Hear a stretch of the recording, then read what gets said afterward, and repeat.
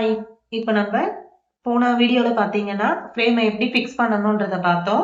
இப்போ நம்ம என்னென்ன பண்ணலாம், என்ன பண்ணக்கூடாது, ஒரு ஃபினிஷிங்கா ஒரு டிசைன் நம்ம கொண்டுட்டு வரணும்னா நம்ம இதை பண்ணலாம், இது பண்ணக்கூடாதுன்னு ஒண்ணு இருக்கும். அதை நம்ம இந்த கிளாஸ்ல பார்க்கலாம். இப்போ நம்ம ஃபிக்ஸ் பண்ணியாச்சு. ஃப்ரேம் நல்லா டைட்டா வச்சுக்கோங்க. நம்ம டைட்டா ஃப்ரேமை வந்து எப்படி கிளாத்தை ஃபிக்ஸ் பண்ணி டைட்டா வச்சுக்கிறோன்றது தான் முக்கியம். டைம் கொஞ்சம் ஸ்பெண்ட் பண்ணாலும் பரவாயில்ல, நம்ம கிளாத்தை நல்லா டைட்டா வச்சுக்கோங்க. இப்படி சவுண்ட் நமக்கு வரணும். ஓகேங்களா? இது நான் முன்னாடியே சொன்னேன், அந்த வீடியோல நீங்க பாத்துக்கோங்க. இப்போ என்னென்ன செய்யக்கூடாதுன்றத நான் சொல்லிடுறேன். இப்ப நம்ம ஃப்ரேம்ல நம்ம ஆரி ஒர்க் போடுறதுக்கு முன்னாடி இந்த ஃப்ரேம் இருக்கு இல்லைங்களா, இதுலதான் நம்ம கை பேலன்ஸ் பண்ணணும். இந்த ரிங்ல தான் கை பேலன்ஸ் பண்ணிக்கணும். இதுல வச்சு அழுத்துறதோ குத்துறதோ நம்ம செய்யக்கூடாது. நம்ம இதுல ஆர்வத்துல நம்ம வச்சு வச்சு அழுத்தணும்னா இந்த கிளாத் வந்து ரொம்ப லூஸ் ஆயிடும். லூஸ் ஆனா திரும்ப நம்ம இழுப்போம், திரும்ப லூஸ் ஆகும். அப்ப என்ன ஆகும்னா துணி நமக்கு டேமேஜ் ஆயிடும். அதே மாதிரி லூஸாகி நம்ம டிசைன் போடும் பொழுது நம்ம ஃப்ரேம்ல இருந்து கழட்டிட்டாலும் அந்த இடத்துல லூஸா தான் இருக்கும், சுருக்கமா தான் இருக்கும். அப்படி நம்ம சுருக்கமே இல்லாம அழகா நீட்டா நமக்கு பினிஷிங் வரணும்னா கிளாத்தை நல்லா டைட் பண்ணிட்டு அதுக்கு பிறகு போட ஆரம்பிங்க. இப்போ இந்த இடத்துலதான் நம்ம பேலன்ஸ் பண்ணிக்கணும்.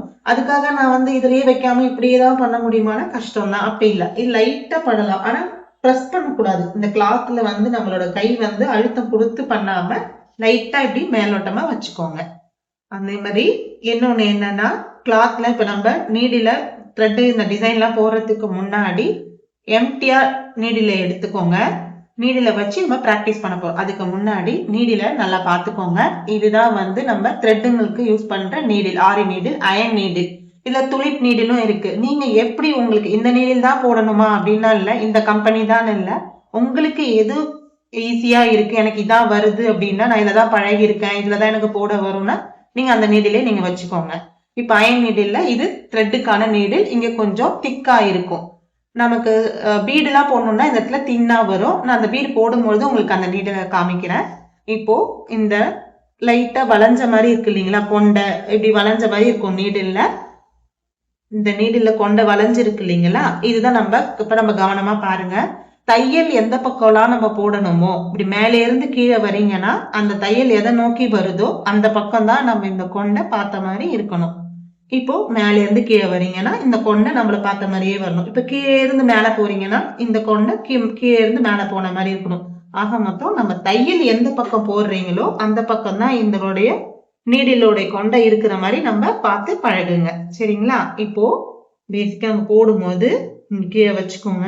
நான் இப்ப மேல இருந்து கீழே போட போறேன்னா குத்துங்க. திருப்பி மேல எடுக்கும் பொழுது ஊசிய ரொட்டேட் பண்ணி இழுக்கணும்.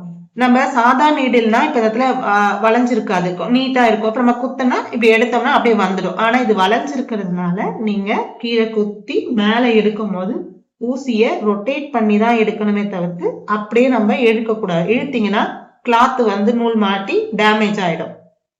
பாருங்க, அதுக்கு நீங்க பழகிறதுக்கு நீடில நல்லா டைட்டா பிடிச்சுக்கோங்க.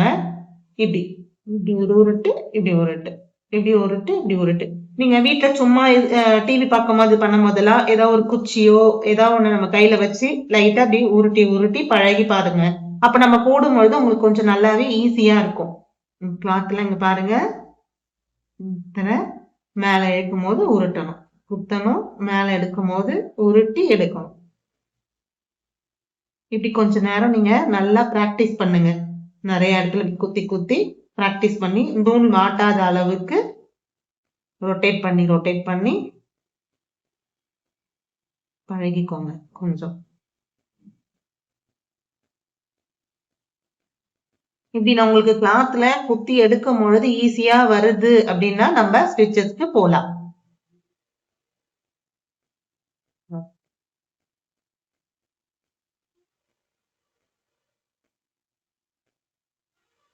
இதை நல்லா பிராக்டிஸ் பண்ணுங்க.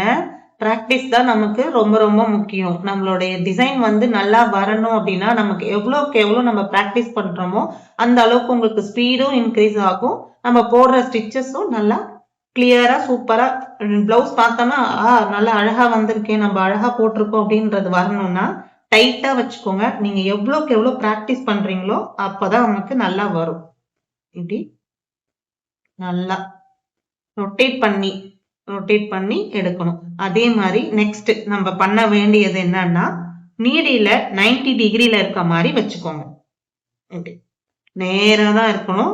எடுக்கும் பொழுது நேரா தான் வரணும். கை வளைச்சி நீடில வளைச்சி எடுத்து நம்ம பிராக்டிஸ் பண்ண கூடாது. ஈஸியா இருக்குன்றதுனால நம்ம இப்படி வளைச்சு வளைச்சு போட்டோம்னா பினிஷிங் நல்லா வராது. இப்படி 90 டிகிரில இருக்க மாதிரியே ஊசியை நேரா வச்சியே எடுக்க பழகுங்க. இப்படி பொறுமையா காமிக்கிறேன். உருட்டி எடுங்க. நேரா தான் இருக்கணும். நம்ம கையும் ஊசியும் நேரா இருக்கணும்.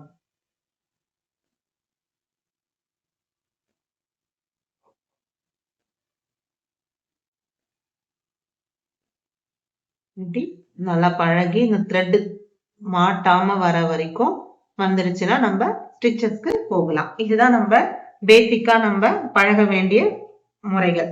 நீங்க எப்பயுமே எம்டி ஊசிய ஃபர்ஸ்ட் இந்த மாதிரி நல்லா பழகிட்ட பிறகு த்ரெட் போட ஆரம்பிங்க. உங்களுக்கு ஈஸியா வரும் ஸ்டிச்சஸ் தான்.